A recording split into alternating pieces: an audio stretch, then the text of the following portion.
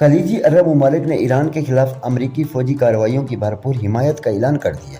اعلیٰ سفارتکاروں کے مطابق سعودی عرب اور متحدہ عرب امارات کے موقف ہے کہ صدر ٹرمپ ایران پر فوجی دباؤ میں مزید اضافہ کرے۔ خلیجی ریاستیں چاہتی ہیں کہ امریکہ ایران کی حتمی شکست تک یہ جنگ جاری رکھے تاکہ خطے میں ایرانی اثر و رسوخ کا خاتمہ ممکن ہو سکے۔ پاکستان اور افغان طالبان کے درمیان چین میں مذاکرات کا عمل دوبارہ شروع ہو گیا۔ ذرائع کے مطابق مذاکرات کا یہ تازہ دور چین کی جانب سے ثالثی کی نئی پیشکش کے بعد شروع ہوا، جسے دونوں فریقین نے قبول کر لیا۔ بیجنگ میں ہونے والے ان مذاکرات کا مقصد خطے کی سیکورٹی صورتحال دو طرفہ تعلقات میں تناؤ کو کم کرنا ہے۔ کیا چین کی یہ نئی کوشش پاک افغان سرحد پر امن لانے میں کامیاب ہو سکے گی؟ بیروت کے علاقے جناح میں اسرائیلی حملے کے نتیجے میں حزب اللہ کے اہم کمانڈر یوسف ہاشم شہید ہو گئے۔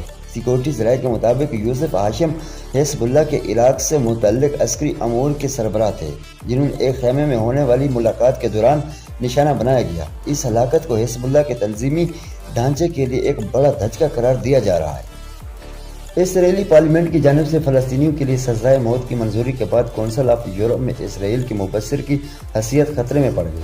انسانی حقوق کے تحفظ کی علمبردار اس کونسل میں 46 ممالک کے اراکین شامل ہیں، جو اب اسرائیل کے خلاف سخت موقف اپنا رہے ہیں۔ کیا اسرائیل کو عالمی فورم پر اس کے فیصلے کی بھاری قیمت چکانی پڑے گی؟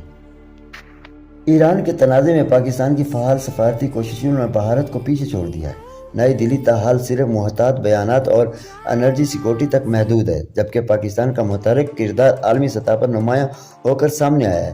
کیا موجودہ صورتحال میں بھارت سفارتی تنہائی کا شکار ہو رہا ہے؟ متحدہ عرب امارات میں ایرانی شہریوں کے داخلے اور ٹیررزم پر مکمل پابندی عائد کر دی گئی ہے۔ نئے حکم نامے کے مطابق اب ایرانی پاسپورٹ رکھنے والے افراد نہ تو UAE جا سکیں گے اور نہ ہی وہاں کے ہوائی اڈوں کو کسی دوسرے ملک جانے کے لیے بطور ٹیررزم استعمال کر سکیں گے۔ اس فیصلے کے بعد سفارتی حلقوں میں تشویش کی لہر دوڑ گئی ہے۔ عراق نے بولیویا کو 2-1 سے شکست دے کر فیفا ورلڈ کپ 2026 کے لیے کوالیفائی کر لیا، جس کے بعد پورے ملک میں جشن کا سماں ہے۔ انٹر کنفیڈریشن پلے آف کے اس فیصلہ کن میچ میں فتح حاصل کر کے عراق ورلڈ کپ میں جگہ بنانے والی 48ویں اور آخری ٹیم بن گئی۔ بغداد کے ضلع کردہ سمیت ملک کے مختلف حصوں میں ہزاروں فٹ بال شائقین سڑکوں پر نکل آئے اور قومی پرچم لہرا کر اس تاریخی کامیابی کا جشن منایا۔